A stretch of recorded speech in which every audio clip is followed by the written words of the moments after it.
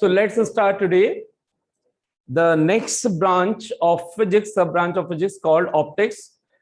Now in optics, we are going to study the two sub-branches of optics, which is one is called ray optics and another is called wave optics.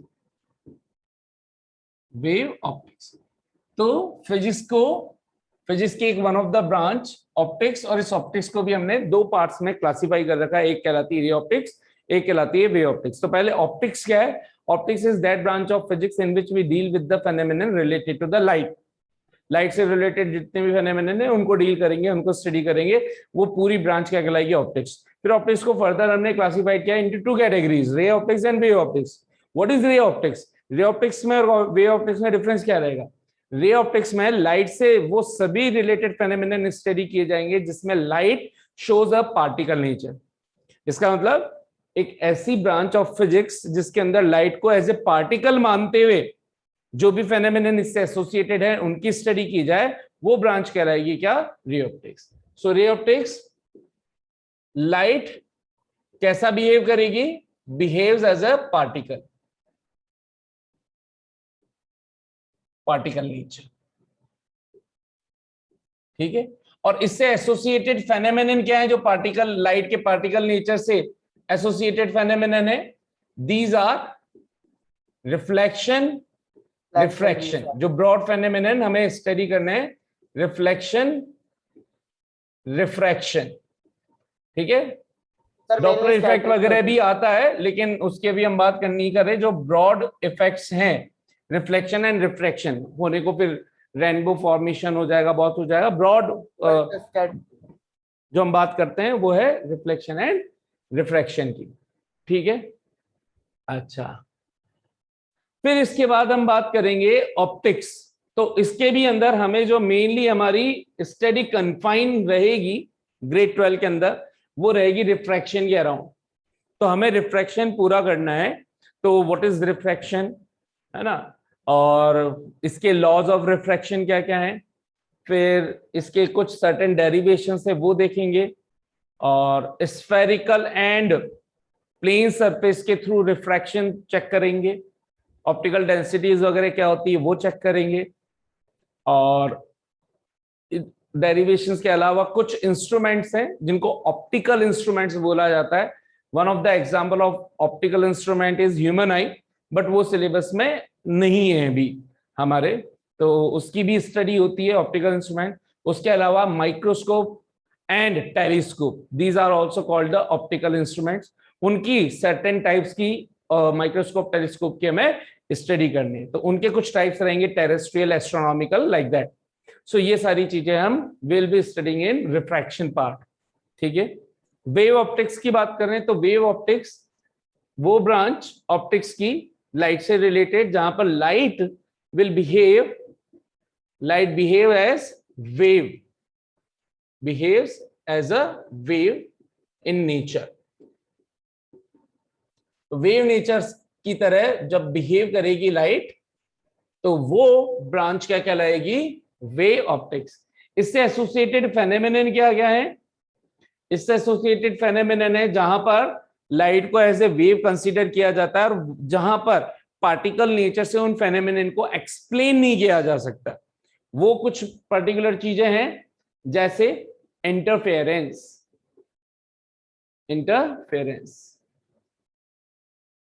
एक है diffraction, और एक है आपका polarisation. ये main चीजें होती हैं जिनको वेव ऑप्टिक्स में स्टडी किया जाता है, और इन फेनोमेनन को लाइट के पार्टिकल नेचर के बेस पर एक्सप्लेन नहीं कर सकते। इसके अंदर डिस्पर्जन वगैरह भी आ जाएगा, वो एक अलग बात है। ब्रॉड क्लासिफिकेशन की बात कर रहे हैं तो रिफ्लेक्शन, रिफ्रैक्शन। अच्छा, ये रिफ्लेक्शन, रिफ्रैक्शन वो फेनोमेनन है जिनको वेव ऑप्टिक्स की हेल्प से भी समझाया जा सकता है, ठीक है। लेकिन तो फिर इसमें और इसमें फिर कैसे डिफरेंस? भाई वेव ऑप्टिक्स इन दोनों को समझा दिए, तो एक और इफेक्ट होता है कॉम्पटन इफेक्ट। कॉम्पटन इफेक्ट जिसके अंदर लाइट को फिर से पार्टिकल बेस पर मानकर ही उनकी कोलिजन्स को स्टडी किया जा सकता है, और इसको वेव ऑप्टिक्स नहीं समझा सकती। तो यानी कि सर्टेन एस्पेक्ट्स वो हैं जो पार्टिकल बेस पर ही एक्सप्लेन किए जा सकते हैं, उसको वेव की तरह एक्सप्लेन नहीं किया जा सकता। सर्टेन एस्पेक्ट ऐसे हैं जिनको वेव मान करके ही स्टडी किया जा सकता है और लाइट पार्टिकल मान करके नहीं। तो इसलिए हमने इनको दो पार्ट्स में ऑप्टिक्स को डिवाइड कर दिया, particle nature and wave nature. First जो भी हम स्टडी करने वाले हैं that would be the ray optics. ठीक है, चलिए स्टार्ट करते हैं, श्री गणेश करते हैं इसका। तो हम फर्स्ट चैप्टर पढ़ेंगे। अच्छा, very very important chapter for IIT JEE and NEET, the optics branch almost having the weightage 20% in JEE and NEET। 20% weightage in दो चैप्टर से मिला करके 20% क्वेश्चंस फॉर्म हो जाते हैं आईआईटी जेई एंड नीट के अंदर। 15 to 20% बहुत इंपॉर्टेंट। ठीक है, अगर पढ़ा हुआ है, कॉन्सेप्ट समझा हुआ है तो काफी इजी हो जाती हैं चीजें और आपको मार्क्स अच्छे मिल सकते हैं, इजीली क्वेश्चन सॉल्व हो सकते हैं। लेकिन इनकी कॉन्सेप्ट अप्रोक्सीमेट कितने क्वेश्चंस आते हैं बेटा देख लो, 30 क्वेश्चन जेई के अंदर है, 30 का 20% निकाल लो या 15% निकाल लो, तो 30 का 15% कितना हो गया? 4 to 5 question from way optics and ray optics. ठीक है, तो इतने मिल जाते हैं। मिनिमम अगर देखोगे तो 10% तो मिलेंगे ही मिलेंगे, 2 क्वेश्चन मिनिमम आपको मिलेंगे, 2 क्वेश्चन आपको मिनिमम मिलेंगे, 2 to 3 क्वेश्चन किसी भी पेपर में आप उठा करके देख लो जेई के। और 4 to 5 क्वेश्चंस आपको नीट के अंदर देखने को मिल जाएंगे, किस पर? ऑप्टिक्स के बेस पर। तो बहुत बड़ा और शॉर्ट मतलब आना ही आना है, कोई रोक नहीं सकता। तो बहुत बड़ा कवरअप है, ये कवरेज है नीट और जेई के लिए।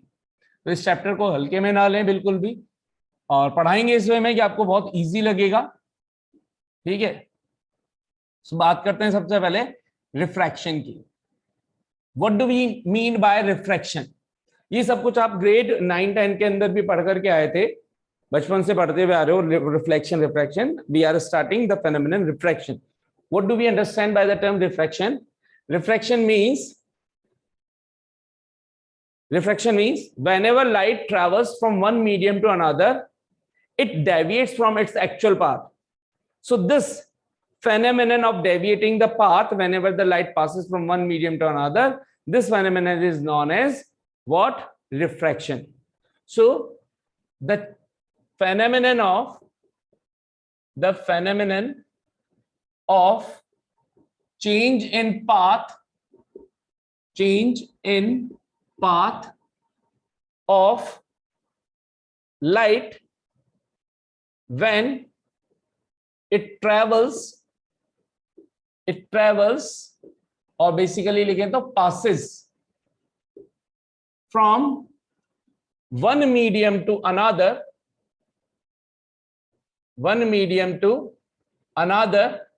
is called refraction of light। Refraction of light. क्या? लाइट के पाथ में वो फेनोमेनन जिसकी वजह से लाइट की पाथ में चेंज आ जाता है, डेविएशन आ जाता है, जब कोई लाइट एक मीडियम से दूसरे मीडियम के अंदर पास होती है, तो ऐसे मीडियम को हम क्या, ऐसे फेनोमेनन को हम क्या बोलते हैं? Refraction of light. Getting this? तो ये तो थी रिफ्रैक्शन की, आपको बचपन से भी आती है। इसको हम रिप्रेजेंट कैसे करते हैं? तो ये देखिए, मान लीजिए कि ये मैंने एक कोई ट्रांसपेरेंट सरफेस ले ली, ठीक है, from one transparent medium to another transparent medium, आप ऐसा भी बोल सकते हैं ना।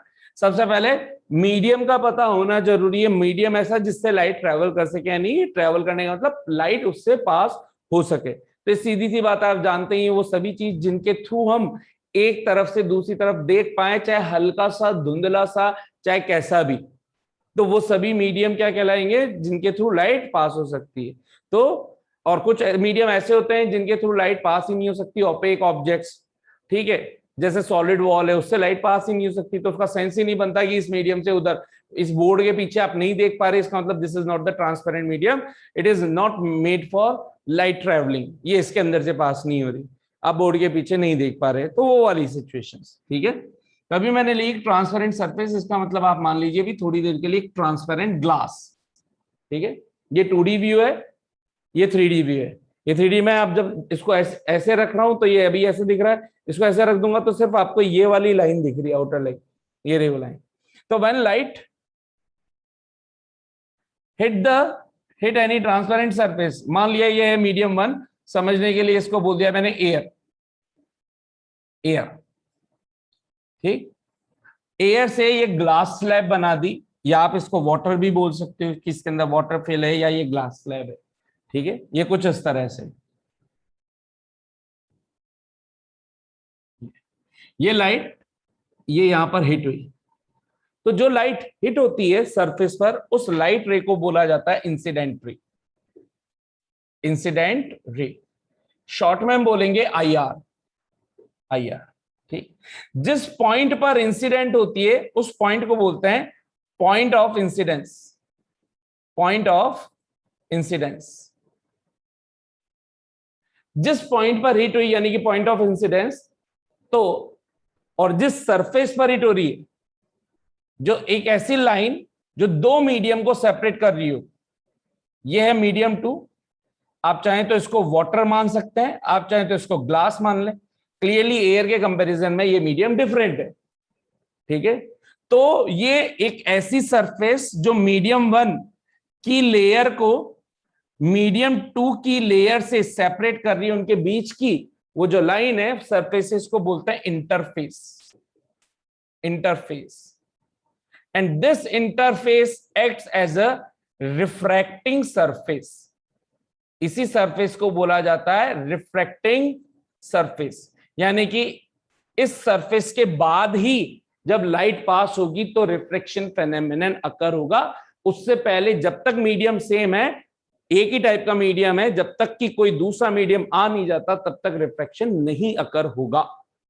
तो ये जब incident ray point of incidence पे हिट हुई सरफेस के, जहां पर ये पॉइंट ऑफ इंसिडेंस है, उस सरफेस के परपेंडिकुलर हम एक लाइन ड्रॉ करते हैं, ये ऐसे। तो जैसे ही पॉइंट ऑफ इंसिडेंस मिला, आप क्या ड्रॉ करेंगे? Perpendicular line, and that perpendicular line is called normal, normal. This line is called incident ray, short में IR। O is the point of incidence and a perpendicular line to the surface, surface के perpendicular बोल रहा हूं मैं, ध्यान रखना, ना कि लाइन के। तो यहां पर मैंने एक लाइन ड्रॉ करी, this line is called normal line, represented by the symbol capital N, normal, ठीक है। अच्छा, the angle made between incident ray and normal is called angle of incidence, represented by angle I. So this angle, इसको अगर मैं नाम दे दूं AON, तो ये जो एंगल बन रहा है AON, this angle AON is known as angle of incidence, ठीक है। Angle of incidence, angle of incidence. जैसे ही ये एक मीडियम एयर से शिफ्ट हो रही है ग्लास के अंदर, तो होगा क्या बेसिकली, अब ये बैंड होगी अपने पाथ से, एक्चुअल पाथ से। तो जानी चाहिए तो सीधी, अगर मान लीजिए ग्लास नहीं होता, ये भी एयर ही होती, तो जैसे ये यहां से सीधी आ रही है, जानी चाहिए थी सीधी, but it will deviate from its actual path. This is the actual path dotted line से जो मैं शो कर रहा हूं। अब इससे डेविएट होगी, तो डेविएट किधर हो? तो इसके पास दो तरीके हैं। एक तरीका है डेविएट इधर हो जाए, एक तरीका उधर हो जाए। इधर और उधर का मीनिंग ये है कि ये अपने एक्चुअल पाथ से, इस लाइन को अगर हम नॉर्मल बोल रहे हैं, तो ये जो एक्चुअल पाथ है इससे या तो नॉर्मल से अवे जा रही है, आप समझिएगा, ये पूरी लाइन क्या है? Normal line. तो इस एक्चुअल पाथ से अगर ये ऐसे जा रही है ऊपर की तरफ, तो हम बोलेंगे इस नॉर्मल से क्या हो गई? Away, away from normal. तो एक डेविएशन तो हो सकता है अवे फ्रॉम नॉर्मल, या away with respect to normal, या दूर हो गई नॉर्मल से। ये अपने इस एक्चुअल पाथ से इधर शिफ्ट हो गई, तो इस शिफ्टिंग को बोलते हैं क्या? Close to the normal. ये नॉर्मल के क्या आ गई? अपने एक्चुअल पाथ से पास में आ गई, तो क्लोज टू द नॉर्मल। तो दो तरीके का डेविएशन, इसका मतलब या तो ये होगा, दोनों साइमल्टेनियसली नहीं होंगे, either one of the phenomenon will take place, या तो ये अवे फ्रॉम द नॉर्मल होगी या टुवर्ड्स द नॉर्मल होगी। इस शिफ्टिंग को ही, या अवे हो जाना या पास आ जाना नॉर्मल के, इस एक्चुअल पाथ की शिफ्टिंग को ही, डेविएशन को, इस प्रोसेस को ही हम क्या बोल रहे हैं, रिफ्रैक्शन। हम बोले कि ये रिफ्रैक्शन कहां पर अकर हुआ, पॉइंट ओ पर अकर हुआ। किस मीडियम में अकर हुआ, मीडियम 2 में अकर हुआ। पूरे प्रोसेस में कहां से कहां अकर हुआ, मीडियम 1 से मीडियम 2 में जब लाइट पास हो रही है, ट्रेवल कर रही है, तो रिफ्रैक्शन फेनोमेनन अकर हुआ। रीजन क्या रहा, तो रीजन, दो रीजन है। मीडियम की ऑप्टिकल डेंसिटीज डिफरेंट होती है, ऑप्टिकल डेंसिटी अभी पढ़ाता हूं वो क्या होती है, या सबसे भी और दूसरा मेजर फैक्टर जो मेन फैक्टर बोला जाता है, speed of light would be different in different medium.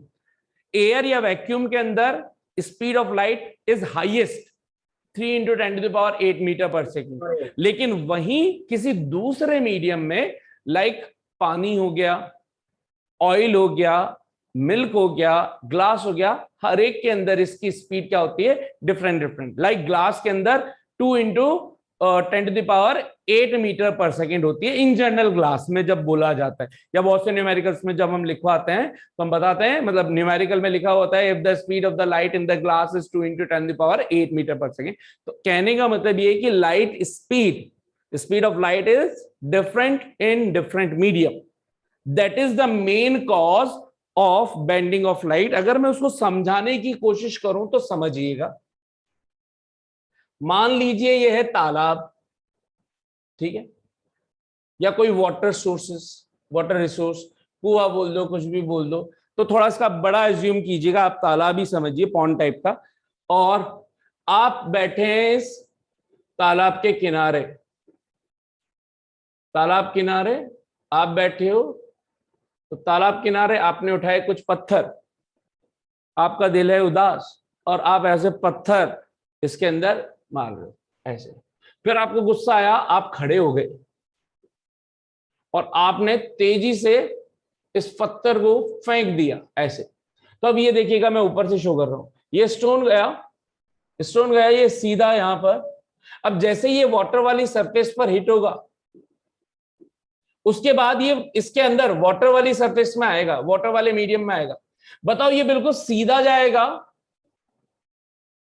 या मुड़ जाएगा? इसका पाथ एयर में तो ये बिल्कुल सीधा बनाया, आप मान लीजिए बुलेट मान लीजिए, किधर की तरफ शिफ्ट होगा? इस लाइन को अगर मैं नॉर्मल बना दूं, ये एक लाइन नॉर्मल है, तो किधर जाएगा? इधर, टुवर्ड्स द नॉर्मल। ये नॉर्मल लाइन है, या away the normal? Towards the normal. समझ में आती है बात? जब ये टुवर्ड्स द नॉर्मल जा रहा होगा, तो बताइए, अगर इसकी स्पीड को मैं v1 बोल दूं और इसकी स्पीड को v2 बोल दूं, ये थोड़ा कॉमन सेंस वाली चीजें बता रहा हूं मैं, है ना? इसका कॉन्सेप्ट ऑल्दो एंटायरली डिफरेंट है, वो ऑब्जेक्ट है, ये लाइट है, लेकिन फिर भी मैं थोड़ा सा एनालॉजी लेकर के समझाने की कोशिश कर रहा हूं। तो वो पत्थर है, v1 स्पीड से आया, पानी में फेंका, हमने सोचा कि क्या हुआ होगा पानी के अंदर, पत्थर ऐसे इधर गया होगा या इधर गया होगा। तो थोड़ी देर के लिए माइंड में सोचे तो हमें समझ में आ रहा है कि धीरे धीरे धीरे ये इधर होकर के और ये सीधा नीचे की तरफ चला जाएगा। जल्दी से बताइए, v1 ज्यादा होगा या v2 ज्यादा होगा? सर v1 ज्यादा होगा, क्योंकि v2 पे तो फिर वो वाटर का रिपल्सिव फोर्स, मतलब बॉइंट फोर्स लग रहा होगा ना। तो इतना कॉमन सेंस पे आंसर देना है, मैं कोई लॉजिक नहीं पूछ रहा, कॉमन सेंस के बेस पर बता देना है कौन सी स्पीड ज्यादा हो रही होगी, v1 या v2? v1 v2 कम हो रही है, that's the reason of refraction. देखो यही तो बेंडिंग हो रही है। अगर v1 स्पीड v1 ही रहती ना, तो कंफर्म था कि ये इसी पाथ को फॉलो करता, और अगर कभी स्पीड दूसरे मीडियम में चेंज हो जाए तो ये अवे जाएगा, अवे जाएगा। ठीक है, आपको पता है जब पानी पे एक पत्थर फेंकते हैं ऐसा तेज सरफेस से, तो हाइट करते ही जंप लेता है, करा ऐसे? जो थोड़ा सा एक फ्लैट टाइप का पत्थर होता है उसको, उस टाइप के पत्थर, उसका रीजन एक तो स्पीड आपने दी, एक वो टकराते उसको एक और जंप मिला, तो उसकी स्पीड ज्यादा होते ही वो और ऊपर उठ गया अंदर जाने की जगह।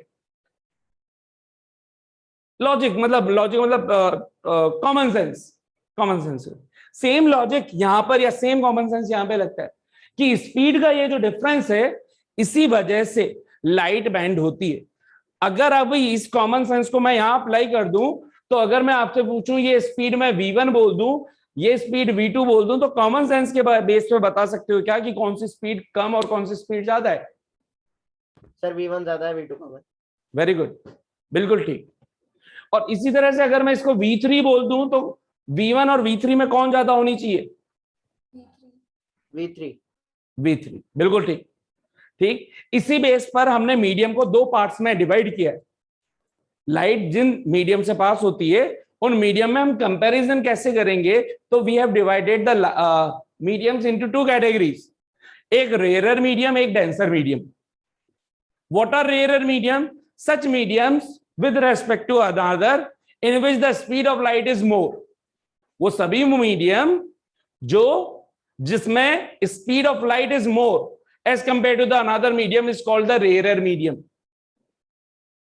And those medium in which speed of light is slow, less as compared to the another medium is called denser medium.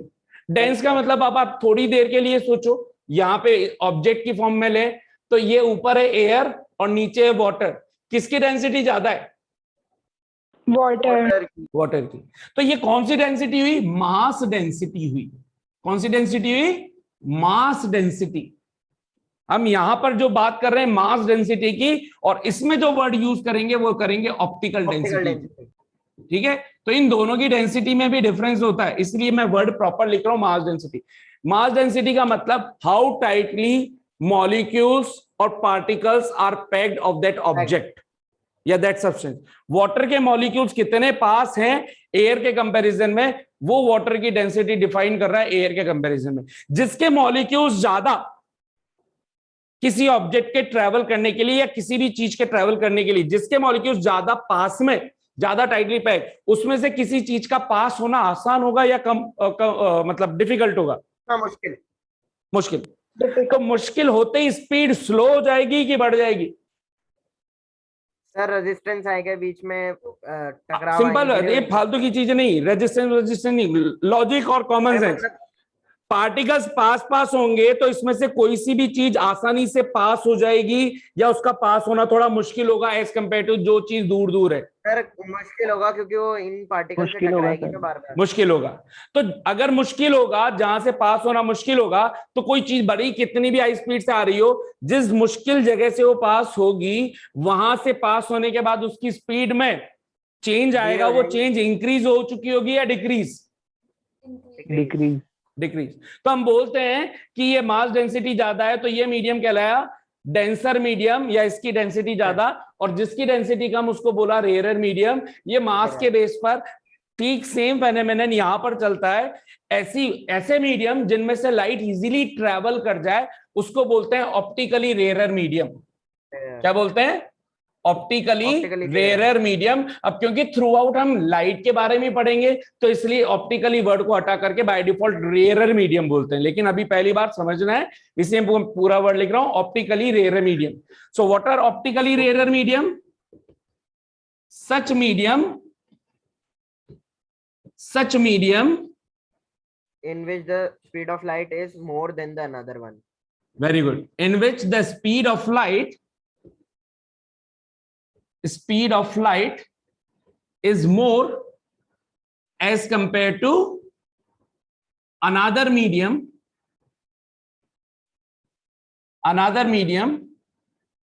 is called optically rarer medium.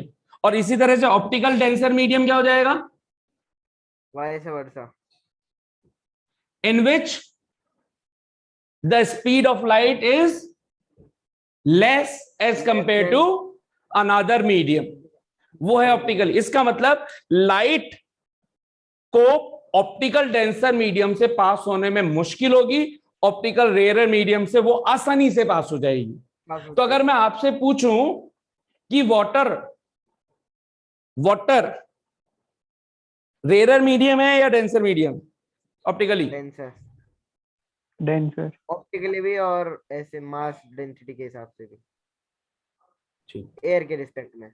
हाँ, तो ये मैं वही वर्ड सुनना चाह रहा था जो अभी लास्ट में बोले, एयर के रेस्पेक्ट में। एक मीडियम को कंपेयर कर ही नहीं सकते, ठीक है। अभी आपने बोला वाटर इज ऑप्टिकली डेंसर, लेकिन provided with respect to air. क्यों, समझिएगा। अभी आपने क्या बोला, water is optically denser, sorry rarer नहीं, optically denser as compare to air. Honey के कंपैरिजन में वाटर, हनी के कंपैरिजन में वाटर रेयर है, हनी तो और ज्यादा क्लोजली पैक्ड है, वो जेली तो टाइप। ऑप्टिकली डेंसर कौन हुआ, हनी। पहले केस में डेंसर कौन था, वाटर, ठीक है। Milk and honey, which is more optically denser,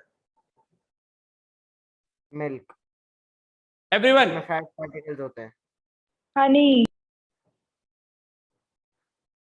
milk and honey, which is optically denser. Sir milk, क्योंकि वो milk, translucent very good, medium है। Milk is optically denser. और अगर मैं पूछूं which one is more dense, which is having more density, mass density, तो बोलोगे Honey. Particles मास wise ज्यादा ज्यादा गाढ़ा, ज्यादा जिसका वेट होगा सेम वॉल्यूम में, वो तो है हनी। लेकिन ये ऐसा तो है, लेकिन इसमें से लाइट इजीली पास हो सकती है as compare to milk. Milk completely white है ना, उसमें से लाइट कहां पास होगी एज कंपेयर टू हनी।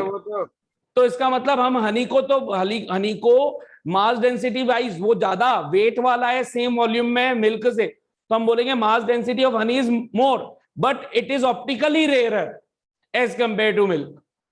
तो यहां दो चीजें, इसलिए मैंने कहा मास डेंसिटी ऑप्टिकल डेंसिटी दो अलग अलग चीजें, सेम तरीके से नहीं चलती हैं। हम ये बताना चाह रहे हैं कि कोई सी चीज किस तरीके से पास हो रही है। ऑब्जेक्ट पास हो रहा है तो मास डेंसिटी लेंगे, लाइट पास हो रही है तो ऑप्टिकल डेंसिटी लेंगे।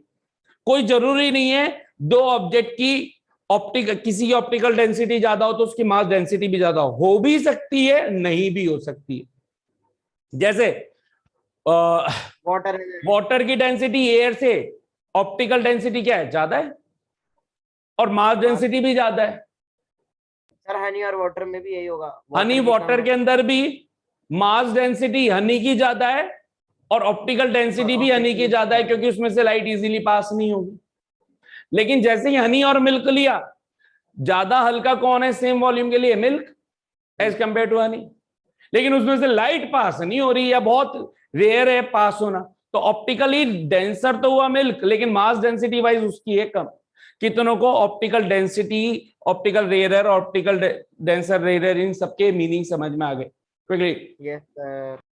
अब दो तीन चीजें और समझ लेते हैं। तो इसके अंदर ये लाइट जो ऐसे जानी चाहिए थी, वो या तो ऐसे बैंड होगी या ऐसे बैंड होगी। अगर मैं यहाँ पे एयर और ग्लास की बात कर रहा हूं तो कंफर्म है कि यहां पर बेंडिंग कुछ इस तरह से होगी। ऊपर वाला मीडियम है रेयरर, नीचे वाला मीडियम है डेंसर। तो अगर जब भी लाइट, अब रूल क्या बना, जब भी लाइट रेयरर से डेंसर में जाएगी, अब रेयरर बोलूंगा मैं क्योंकि हम ऑप्टिकल डेंसिटीज की ही बात कर रहे होंगे। Whenever the light will travel from optical rarer medium to optical denser medium, the light will always bend towards the normal. Bending कैसी हो गई, bending of light towards the normal. तो इसका मतलब इसका उल्टा चेक करूं, देखो इसको उल्टा भेज दूं, ये डेंसर से जा रही है तो इसी पाथ को फॉलो करेगी। इसका मतलब जानी चाहिए थी सीधी, नॉर्मल इधर रह गया, ये इससे अवे हो गई, तो डेंसर टू रेयरर में जाएगी तो क्या हो जाएगी, अवे। ये ठीक वैसे है जैसे पानी में से एक बुलेट निकली और हवा में जब निकली तो ये अगर नॉर्मल है तो जानी चाहिए थी सीधी, लेकिन ये एकदम से इधर ऐसे तेज चली गई। पानी में जब गोली चलाई तो इसके अंदर 30 मीटर पर सेकंड से जा रही थी, तो एयर में आते ही उसकी स्पीड 60 मीटर पर सेकंड हो जाएगी, तो यहाँ आते ही अचानक से बहुत दूर चली जाएगी नॉर्मल से। ठीक है, तो हम बोलते हैं कि डेंसर से जब भी रेयरर मीडियम में कोई लाइट पास होती है तो क्या होगा, it will away from normal, away from normal, दूर हो जाएगी। और इसके लिए short trick, what is the short trick, देखिए यहां पर, जिससे आपको हमेशा याद रहेगा कि बेंडिंग कैसे होनी है, बेंडिंग ऑफ लाइट। ये है मीडियम 1, ये है मीडियम 2, ठीक है। ये डेंसर मीडियम, ये रेयरर मीडियम, अभी मैंने मान लिया, अभी कुछ भी एयर वगैरह कुछ नहीं बोल रहा हूं, डायरेक्टली बोल दिया कि ऑप्टिकली डेंसर है, ये ऑप्टिकली रेयर है। जल्दी बताइए, जानी चाहिए थी ऐसे सीधी, लेकिन इट विल बेंड किधर, टुवर्ड्स द नॉर्मल और अवे द नॉर्मल। ये पूरी लाइन नॉर्मल है टुवर्ड्स द नॉर्मल। बेटा, अबे होगी डेंसर सर। से रेयरर में जा रही है, तो पानी से ये हवा में। रेयरर से डेंसर में है तो टुवर्ड्स, डेंसर से रेयरर में है तो अवे। अब ये जो आपको कंफ्यूजन हुआ उसको कैसे याद रखोगे, जब भी D2R तो हो जाएगी दूर, डेंसर टू रेयरर दूर, डेंसर टू रेयरर दूर, किससे, नॉर्मल से। नॉर्मल के लिए बात चल रही, तो इसका उल्टा क्या हो गया, rarer to denser pass, rarer to denser pass, denser to rarer दिख ही रहा है, डी से दू, आर से र, दूर। बोलो कितनों को समझ में आ गया मेथड? तो यहां तक आप लोगों को मेरे हिसाब से सब कुछ समझ में आ चुका है। Yes sir. This angle, the angle made between refracted रे, अच्छा ये जो लाइट जो बैंड हुई है, जो अवे अप टुवर्ड्स गई है, उस लाइट को बोलते हैं रिफ्रैक्टेड रे, रिफ्रैक्टेड रे। और ये नॉर्मल, ऊपर भी ये वाली लाइन नॉर्मल, ये नीचे भी इसी को एक्सटेंड करेंगे, ये normal. The angle between normal and refracted ray is known as angle of refraction. So angle R is angle of refraction, and it is the angle between normal ray and refracted ray. Angle I किसके बीच का angle है, incident ray and normal के बीच का angle आई। यहां पे अगर ये वाली जो टुवर्ड्स आई है तो वो टुवर्ड्स वाली रे रिफ्रैक्टेड रे कहलाएगी, और ये एंगल आई कहलाएगा। ठीक है, बाकी हम करेंगे नेक्स्ट क्लास के अंदर। कितनों को यहां तक सब कुछ क्लियर हो गया?